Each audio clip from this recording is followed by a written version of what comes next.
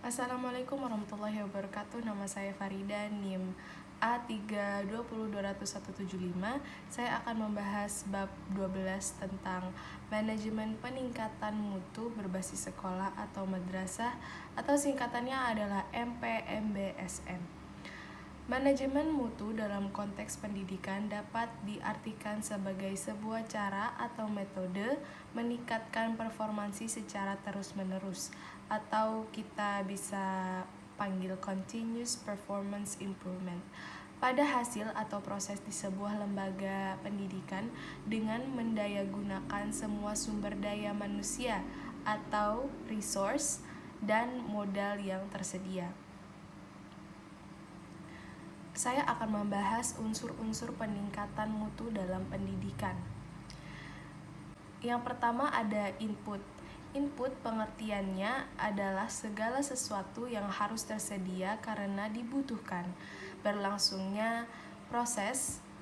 Yang pertama ada sumber daya manusia yang meliputi kepala sekolah, pendidik, tenaga kependidikan, konselor, karyawan, dan peserta didik. Yang kedua ada sumber daya lainnya yang meliputi peralatan, perlengkapan, dan juga uang. Yang ketiga perangkat lembaga yang meliputi struktur organisasi sekolah, peraturan perundang-undangan, deskripsi tugas rencana atau program. Yang keempat ada harapan-harapan yang meliputi visi misi dan tujuan-tujuan yang ingin dicapai oleh sekolah. Proses adalah mengubah sesuatu menjadi sesuatu yang lain. Proses yang dimaksud adalah proses pengambilan keputusan, proses pengelolaan kelembagaan, proses pengelolaan program, proses belajar mengajar, dan juga proses monitoring dan evaluasi. Saya akan membahas output. Output adalah sesuatu dari hasil proses disebut atau merupakan kinerja sekolah. Nah, kinerja sekolah adalah prestasi sekolah yang dihasilkan dari proses atau perilaku sekolah. Kinerja sekolah dapat diukur dari kualitasnya, efektivitasnya, produktivitasnya, efisiensinya, inovasinya, kualitas kerjanya, dan moral kerjanya. Manajemen peningkatan mutu berbasis sekolah atau MPMBS adalah sebutan atau nama lain dari manajemen berbasis sekolah MBS. Istilah ini pertama kali muncul di Amerika Serikat ketika masyarakat mulai mempertanyakan relevansi pendidikan dengan tuntutan dan perkembangan masyarakat setempat. MBS merupakan paradigma baru pengelolaan pendidikan khususnya di Indonesia yang memberikan otonomi luas kepada lembaga sekolah atau pelibatan masyarakat dalam kerangka kebijakan pendidikan nasional. Untuk Indonesia, model baru pengelolaan sekolah ini diterapkan pada tahun 1999 di sejumlah sekolah dan madrasah rintisan dengan sebutan MPMBS.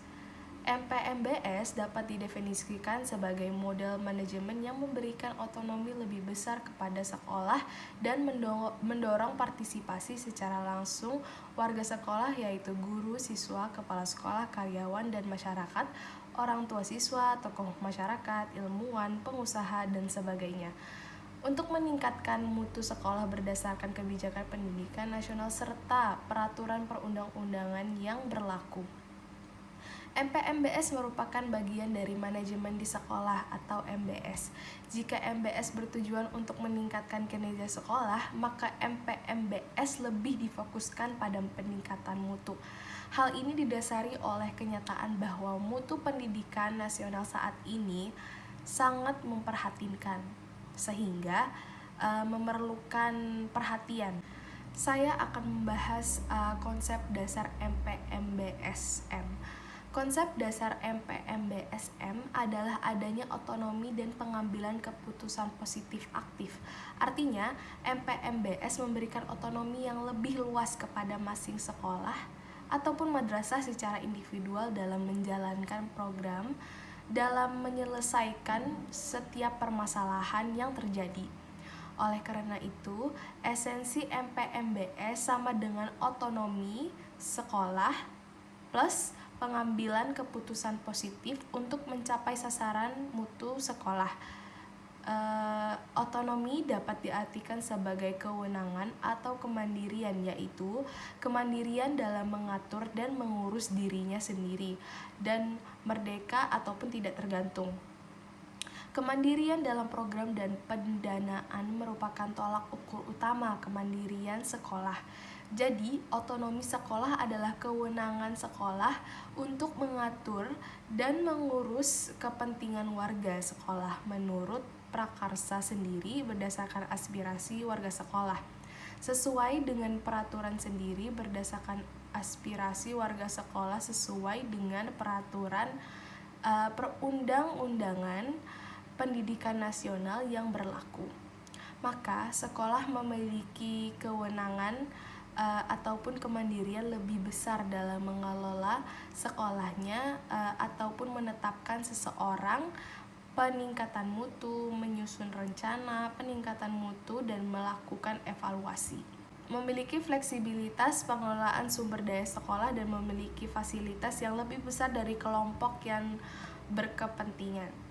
Dengan kepemilikan ketiga kali, maka sekolah akan merupakan unit utama pengelolaan proses pendidikan, sedang unit-unit di atasnya atau dinas pendidikan kabupaten atau kota, dinas pendidikan provinsi, dan departemen pendidikan nasional akan merupakan unit pendukung dan pelayanan sekolah dalam pengelolaan peningkatan mutu.